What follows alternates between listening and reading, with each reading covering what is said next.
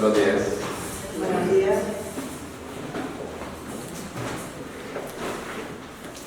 Antes de comenzar vamos a hacer una oración para que el Señor nos guíe durante el estudio de la confesión.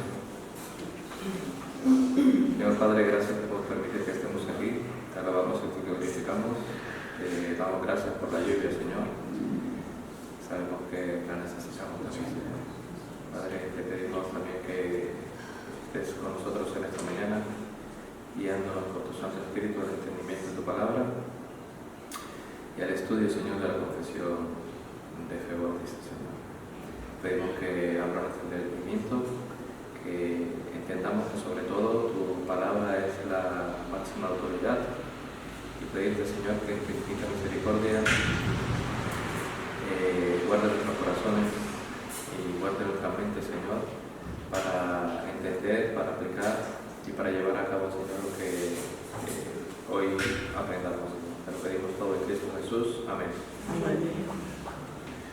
Bueno, estamos en el capítulo 7 de la Confesión de Fe de Londres, de 1689.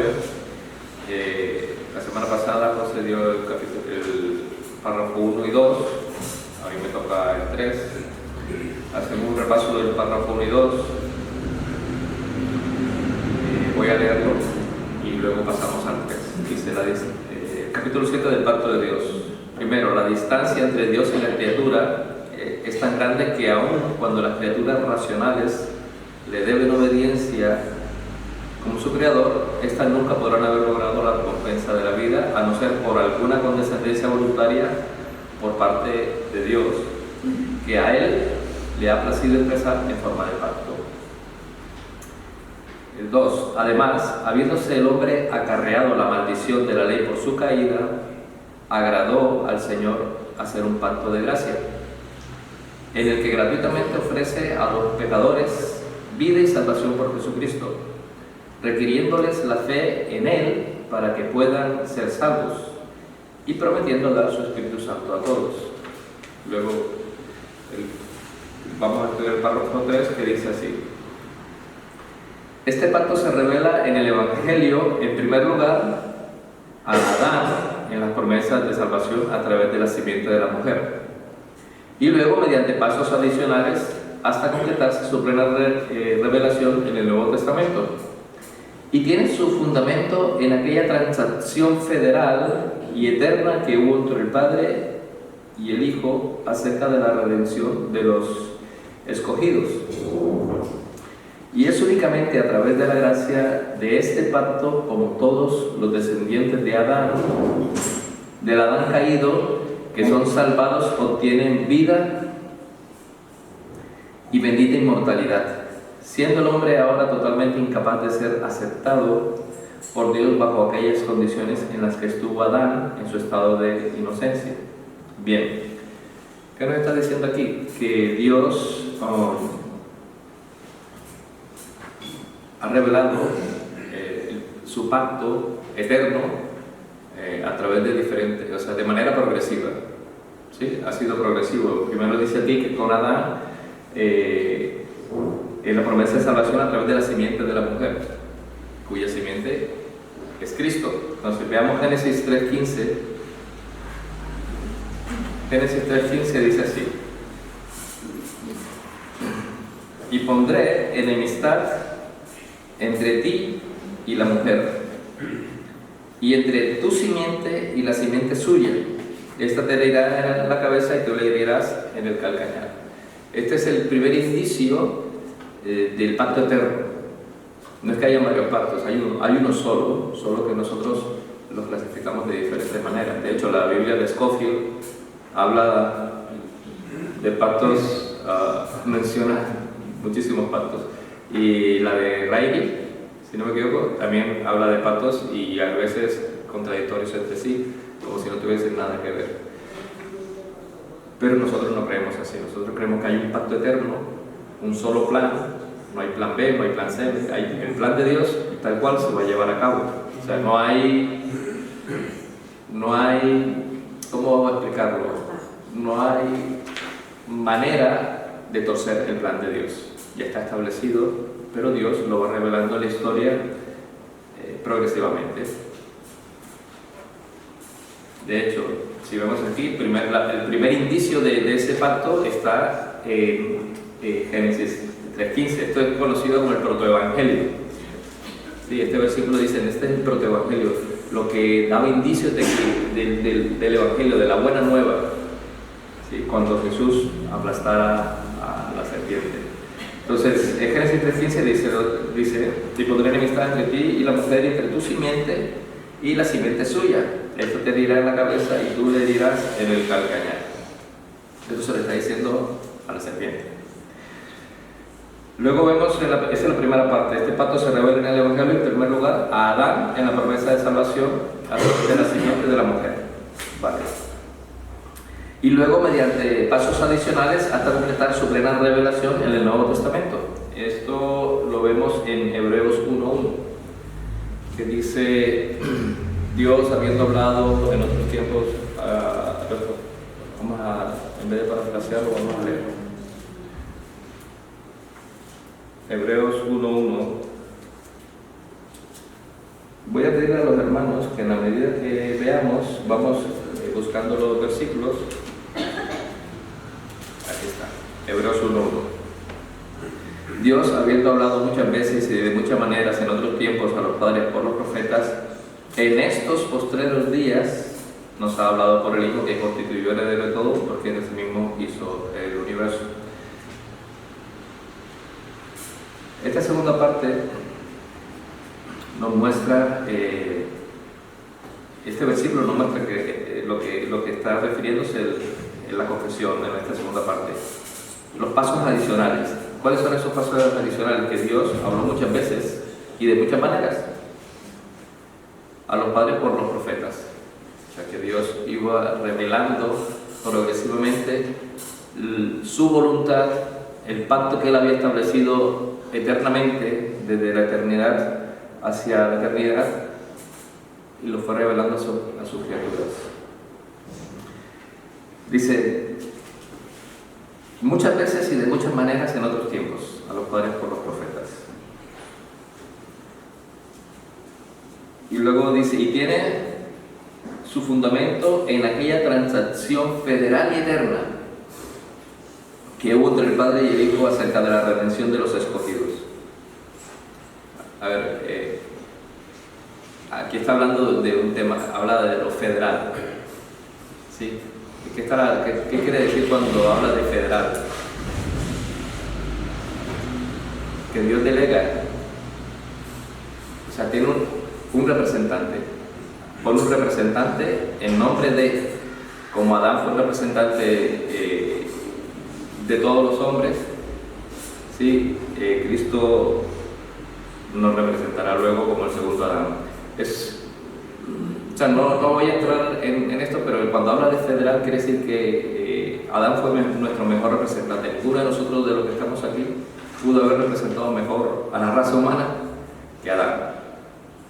Adán hizo, creo que lo que tenía que hacer, o sea, ese fue nuestro mejor representante. Y el pecado que él cometió, como es federal, pues se pasa a todas las generaciones, porque él era nuestro representante. En representación nuestra, él pecó. Pero también Cristo Jesús, con su redención, Él nos libró. Quiere decir que su justicia se traspasa a nosotros, así como el pecado de Adán también se traspasa a nosotros. Nosotros somos justificados por la sangre de Cristo, y Él, como representante delante de Dios, para con nosotros. Bien, entonces, y tiene su fundamento en aquella transacción federal y eterna que hubo entre el Padre y el Hijo acerca de la redención de los escogidos. ¿Dónde dice esto? En 2 Timoteo, pasamos un poquito antes de Hebreos, 2 Timoteo 1:9, dice así: quien nos salvó y llamó con llamamiento santo, no conforme a nuestras obras, sino según el propósito suyo y la gracia que nos fue dada en Cristo Jesús antes de los tiempos de los siglos. antes de que fuésemos creados, antes de que existiera creación, dice, nos salvó y llamó con llamamiento santo, no conforme a nuestras obras. Bueno, aquí seguido el texto dice, sino según el propósito de Dios y la gracia que nos fue dada en Cristo Jesús como representante, antes de los tiempos de los siglos. O sea, en la eternidad pasada. Y Tito 1:2, después de Timoteo, justo, Tito.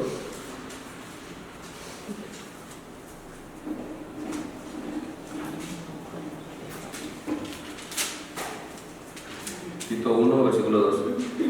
En la esperanza de la vida eterna, la cual Dios, que no miente, prometió desde antes del principio de los siglos. Repito, y tiene su fundamento en aquella transacción federal y eterna que hubo entre el Padre y el Hijo acerca de la redención de los escogidos antes. Y es únicamente a través de la gracia de este pacto, como todos los descendientes del Adán caído, que son salvados, obtienen vida y bendita inmortalidad, siendo el hombre ahora totalmente incapaz de ser aceptado por Dios bajo aquellas condiciones en las que estuvo Adán en su estado de inocencia. Volvemos a Hebreos, después de Tito. Hebreos 11, un hermano que pueda leerlo, 11, versículo 6 y versículo 13. Pero sin fe es imposible agradar a Dios, porque es necesario que el que se acerca a Dios crea que le hay, y que es galardonador de los que le buscan. 13, versículo 13 también.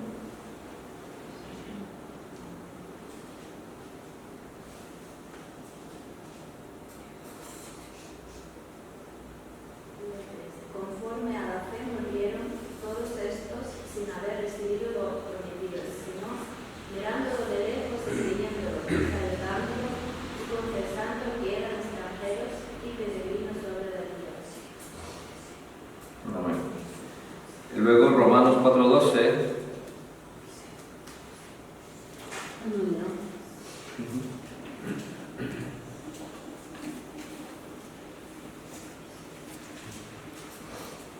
Romanos 4:12. 4:1 y 2, perdón.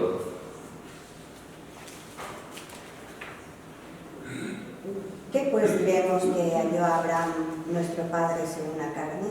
Porque si Abraham fue justificado por las obras, tiene de qué gloriarse, pero no para con Dios. Amén. Luego vemos Hechos 4:12, Hechos 4:12 y vamos a leer, ¿sí? Hechos 4:12, ¿alguien lo tiene? Amén. Y Padre de la circuncisión, para los que no solamente son de la circuncisión, sino que también siguen las pisadas de la fe que tuvo nuestro padre Abraham. Hechos 4:12. Hechos. Hechos. Perdón, Romanos. Perdón. Hechos. Y en ningún otro hay salvación, porque no hay otro nombre bajo el cielo dado a los hombres en que podamos ser salvos. Amén. Entonces, Juan está hablando de Jesucristo. Juan 8, capítulo 8, versículo 36. 56. 8:56 dice lo siguiente, dice: Abraham vuestro padre se gozó de que había de ver mi día, y lo vio y se gozó. Quiere decir que desde la promesa en el Génesis, de la promesa de una salvación, de un mediador, de alguien que pudiese restaurar lo que se había roto, ese pacto que Dios había establecido en la eternidad, Dios lo fue revelando progresivamente hasta el día que llegó Cristo Jesús, que fue la revelación, el sumum de toda la revelación. Todos ellos miraban hacia Cristo, Así como nosotros ahora miramos hacia Cristo también. Nunca ha habido una salvación por obras. Y siempre ha habido un solo pacto, aunque sí es cierto que nosotros podemos hablar del pacto, o sea, tenemos en la teología el pacto de obras y el pacto de gracia. Pero son dos aspectos de un mismo pacto.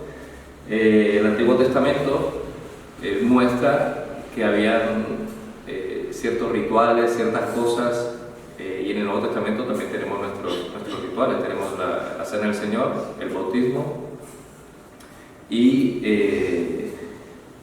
bueno, tenemos como sacramento la Cena del Señor y el bautismo. En el Antiguo Testamento era más largo. Eso no quiere decir que se fuese salvo por aquellos medios, pero eran medios de gracia para vivir conforme a la voluntad de Dios. Pero aún así, ellos tenían fe en la venida de ese Mesías. En otras palabras, la salvación siempre ha sido por gracia, y el pacto que Dios estableció en la eternidad era un pacto de gracia. ¿Sí? De hecho, yo he colocado unos apartes de la Confesión de Fe de Westminster, en un comentario. Dice: el punto de vista reformado es que todas las condiciones del pacto de gracia ya han sido cumplidas por la obra de Dios. Parte de esta obra es hecha para nosotros por Cristo. Parte de ella es obrada dentro de nosotros por el Espíritu Santo. Es verdad que una condición del pacto de gracia es la fe en Jesucristo, pero esta condición se cumple porque el Señor mismo da la fe a su pueblo. Quiere decir que por pura gracia, aún nuestra fe en este pacto, que es un pacto unilateral, o sea, Dios nos impone este pacto. Dios nos dice: seréis salvos de esta manera. No es un acuerdo de voluntades, una discusión, vamos a hacer una asamblea, mayoría, quién vota sí, quién vota no, vamos a hacer esto. No, Dios estableció este pacto Él. Lo cual para nosotros es una garantía, porque Dios lo llevará a cabo. Lo llevará a cabo. Sí o sí. Este es el plan de Dios. No hay otro plan. Y se llevará a cabo. Vemos también aquí una pregunta: ¿qué quiere decir que el pacto haya sido soberanamente impuesto? Dios no le pidió permiso al hombre antes de instituir el pacto. Fue determinado por la voluntad de Dios y no por medio de un acuerdo mutuo. Nosotros estamos acostumbrados a hablar de pactos, o bueno, también testamentos, pero estamos acostumbrados a hablar de pactos, de compromisos entre iguales. Pues el pacto de Dios, el pacto de gracia, no es entre iguales, es entre el Creador hacia su criatura. ¿Sí? Igual cuando Abraham le dice: y yo te haré, te sacaré, te llevaré a una tierra donde mana leche y miel, y lo sacó. Y te daré la tierra por heredad, y serán benditas todas las naciones en ti.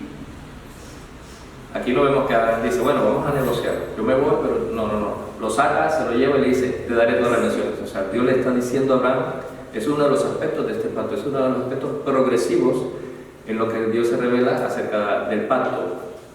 Primero le da la señal a Adán diciéndole que la simiente va a destrozar a Satanás y va a restaurar esa relación que hubo entre Dios y el hombre y Dios en Edén. O sea, a restituir esa gracia que Dios tenía con el hombre.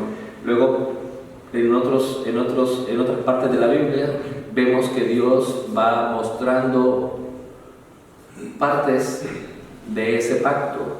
Eso no quiere decir, como he dicho antes, que haya muchos pactos.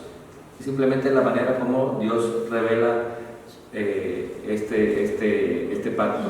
Y la culminación es que en la Biblia, cuando llega Jesucristo, es el cumplimiento de todas las promesas. El cumplimiento de que en Él serían benditas todas las naciones.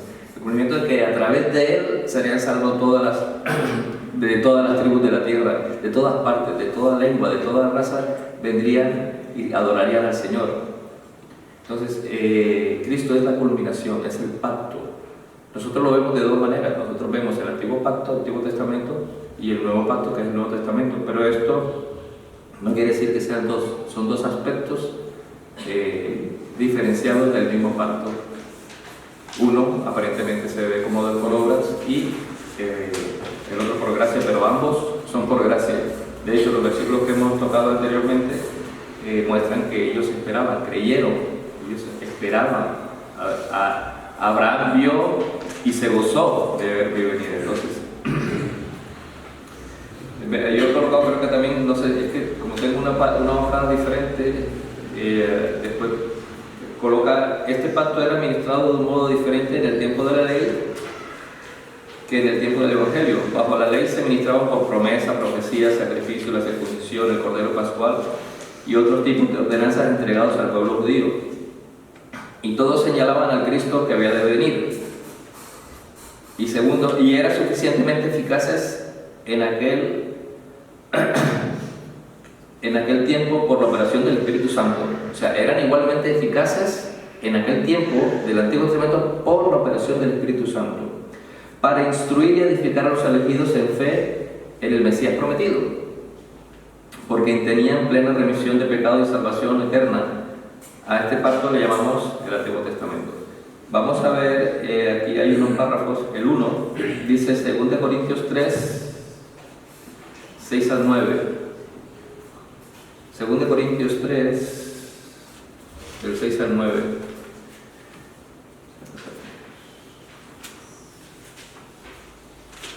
El cual asimismo nos hizo ministros competentes en un nuevo pacto, no de la letra, sino del Espíritu, porque la letra mata, mas el Espíritu vivifica. Al 9, hasta el 9. Perdón. Y ese ministerio de muerte grabado con letras en piedras fue con gloria, tanto que los hijos de Israel no pudieron fijar la vista en el rostro de Moisés a causa de la gloria de su rostro, la cual había de perecer. ¿Cómo no será más bien con gloria el ministerio del Espíritu? Porque si el ministerio de condenación fue con gloria, mucho más abundará en gloria el ministerio de justificación. Entonces, la segunda parte, eran suficientes y eficaces, lo vemos en Hebreos 8 al 10, en los capítulos 3, y en Romanos 4:11, que ya lo hemos leído hace un rato, Romanos 1:2, sí, y el 4:11. Y recibió la circuncisión como señal, como sello de la justicia de la fe, que tuvo estando aún incircunciso, para que fuese padre de todos los creyentes no circuncidados, a fin de que también a ellos la fe les sea contada por justicia. O sea, creyeron. O sea, la circuncisión no era solamente una señal externa, sino que para Abraham fue un símbolo para creer. Él creyó que lo que el Señor le decía era cierto, y por eso practicó la circuncisión. Si no lo hubiese creído a Dios, no hubiese hecho eso. Entonces, habla de la fe a través de este símbolo, ¿no? De la circuncisión.